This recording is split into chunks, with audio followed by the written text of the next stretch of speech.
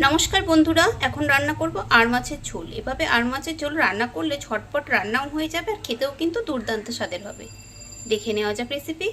একটা মশলা রেডি করে নেব। তার জন্য মিক্সিং জারের মধ্যে দিয়ে দেবো একটা ছোট সাইজের টমেটো টুকরো করে কেটে নিয়েছি সেগুলো, একটা পেঁয়াজ টুকরো করে কেটে নিয়েছি ছোট সাইজের, সেই টুকরোগুলো দিয়ে দিলাম। দেবো কিছুটা আদা, দেবো 3টে কাঁচা লঙ্কা, ঝালটা যে যা স্বাদ মতন দেবেন। আর এখানে নিয়েছি 3-4 কোয়া মতন রসুন, সেগুলোও দিয়ে দিলাম।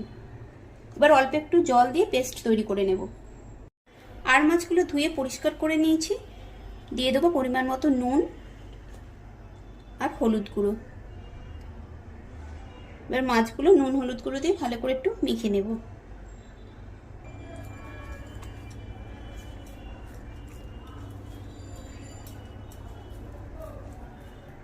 মাছগুলো নুন হলুদ গুঁড়ো মেখে নেওয়া হয়ে গেছে। রান্নাটা করার জন্য কড়াইতে দেবো সর্ষের তেল। তেল গরম হয়ে গেছে, মাছগুলোকে সেটার মধ্যে ছেড়ে দিলাম। মাছ ভেজে তুলে নিয়েছি। এই তেলের মধ্যে আলুগুলো দিয়ে দেবো।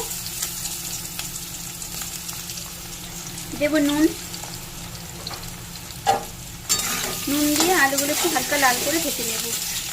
আলুগুলো ভাজা হয়ে গেছে। এখানে তেজপাতা ফোড়ন দিয়ে দিলাম কিছুটা জিরে। ফোড়নটা একটু নেড়ে নেব। এবার যে মিক্সিতে মশলাটা রেডি করেছিলাম সেটা দিয়ে দিলাম। দেবো মিক্সির বাটি ধোয়া জল। এবার দেবো পরিমাণ মতন জিরে গুঁড়ো। আমি এখানে 1 চামচ জিরে গুঁড়ো দিলাম। দেবো হলুদ গুঁড়ো, অল্প একটু ধনে গুঁড়ো, দেবো লঙ্কার গুঁড়ো, ঝালটা যেটা স্বাদ মতন দেবেন। দেবো নুন।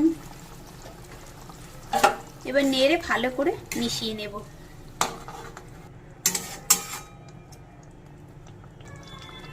এবার কিছুক্ষণ ঢেকে রেখে দেব। 4-5 মিনিট পর এই যে ঢাকা খুলে নিয়েছি, আলুগুলো সেদ্ধ হয়ে গেছে আর মশলাটা ওই যে কষানো হয়ে গেছে, মশলা থেকে তেল ছেড়ে দিয়েছে। এবার ঝোলের জন্য জল দিয়ে দেব। আবার একটু নেড়ে নেব।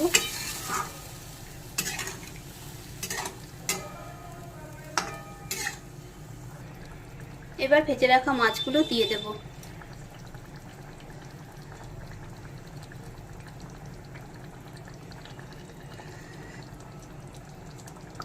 এবার খুন্তি দিয়ে মাছগুলোকে ঝোলের মধ্যে একটু ডুবিয়ে দেব।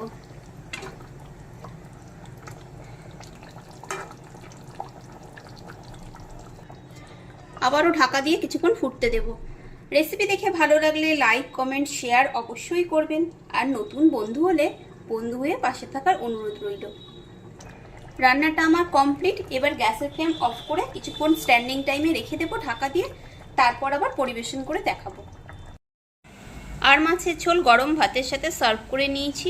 এভাবে আপনারা বাড়িতে বানিয়ে অবশ্যই খেয়ে দেখবেন। আশা করছি আপনাদেরও ভালো লাগবে। খুব শীঘ্রই দেখা হবে নতুন কোনো ভিডিওতে। সবাই ভালো থাকবেন।